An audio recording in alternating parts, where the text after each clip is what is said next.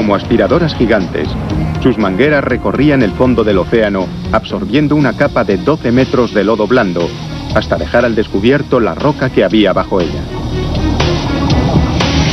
El lecho de roca era una base sólida para lo que vendría a continuación. Una capa de arena, seguida de los restos de las montañas de las islas.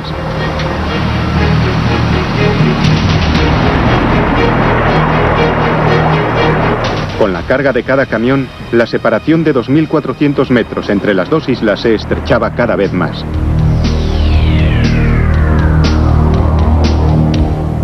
Todos sufríamos una presión de tiempo extraordinaria. Fue uno de los mayores ejercicios de movimiento de tierra de la historia.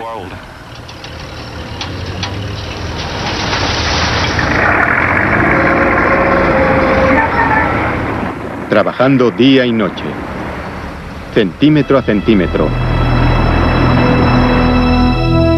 Los operarios iban transformando poco a poco las dos islas en una. Cuando terminaron, los operarios habían movido más de 500 millones de toneladas de tierra. Suficiente como para llenar el Coliseo romano 200 veces.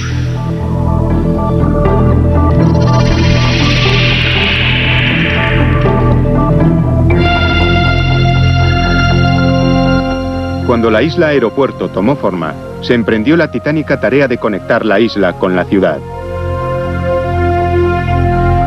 El proyecto exigía la construcción de nuevos túneles, puentes y autopistas en una franja de 35 kilómetros de agua y tierra.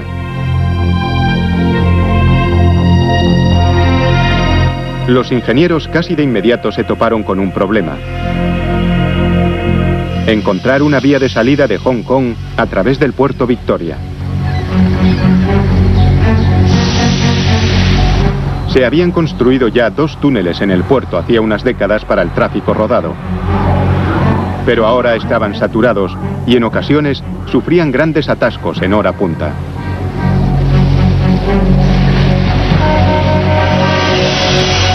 Se necesitaba un tercer túnel mucho más grande. Debía de ser lo bastante ancho como para tener 6 carriles.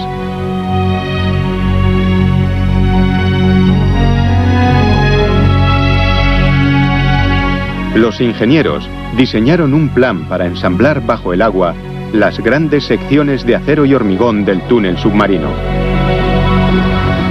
Las secciones se fabricaron en una cantera a 15 kilómetros de la ubicación final del túnel.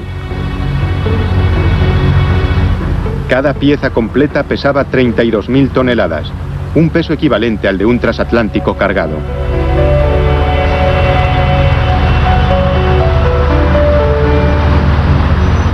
Cuando se terminaba una sección, sellaban herméticamente sus extremos y después inundaban la cantera.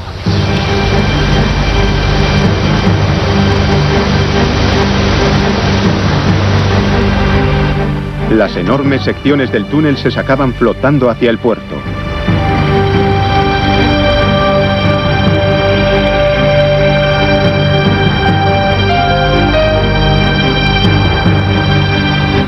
Una vez en su destino, se sacaban los sellos, se llenaban de agua y se sumergían. Los submarinistas vigilaban la colocación de las secciones. Potentes gatos hidráulicos ensamblaban cada pieza y la precintaban herméticamente.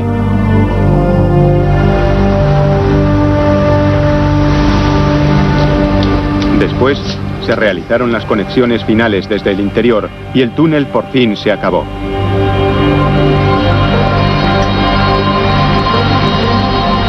Sumergido a más de 15 metros de profundidad, sus 2 kilómetros de longitud conectaban la concurrida isla de Hong Kong con tierra firme.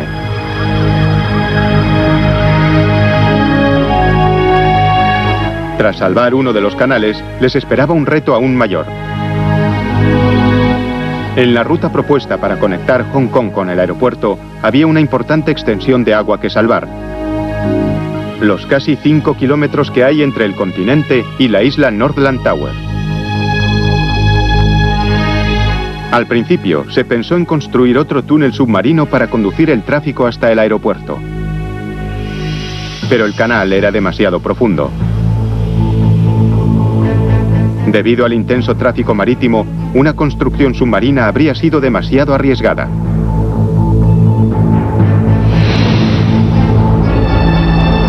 Los ingenieros tenían que encontrar otra solución.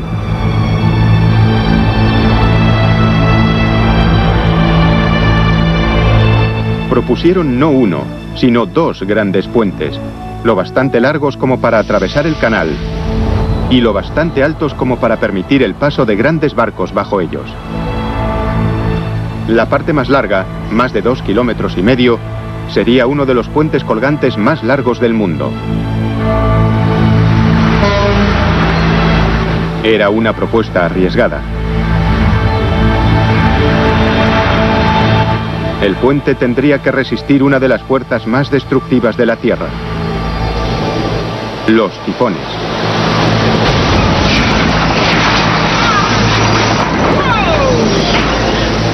Con vientos devastadores que superan los 300 kilómetros por hora, hasta 8 tifones azotan Hong Kong cada verano.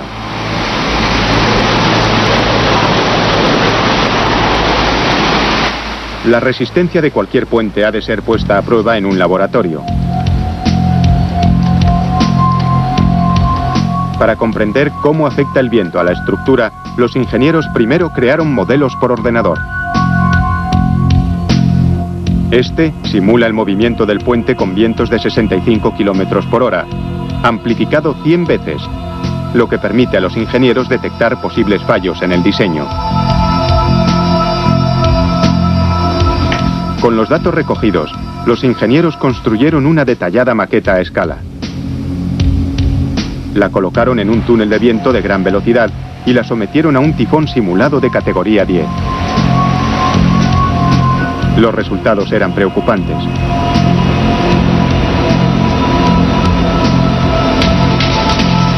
El puente era peligrosamente inestable con vientos fuertes.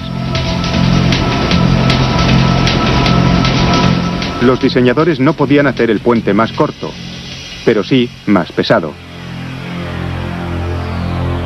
Bajo el tablero principal, añadieron un tablero inferior para trenes y 2 carriles más para coches. Este diseño fortaleció el puente, resolvió un posible problema y aumentó su capacidad. Sin embargo, para los constructores, el diseño aumentaba los riesgos.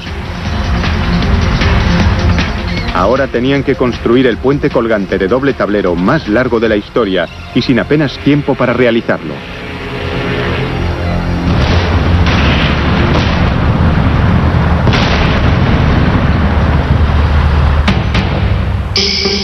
Primero, hubo que nivelar la zona.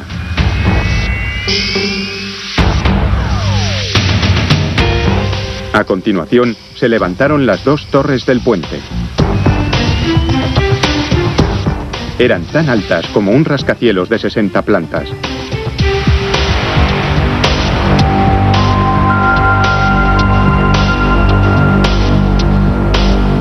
El plan era colgar pesados cables de suspensión de ellas para soportar los tableros.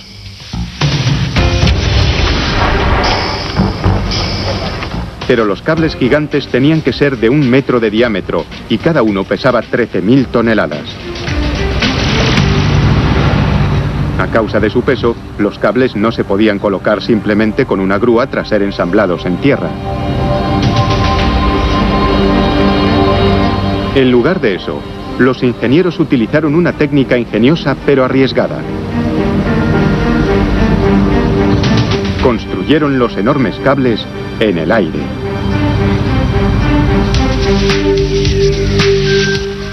Dos ruecas llevaban varios alambres de una torre a otra. Con cada pasada, aumentaban el volumen de los cables.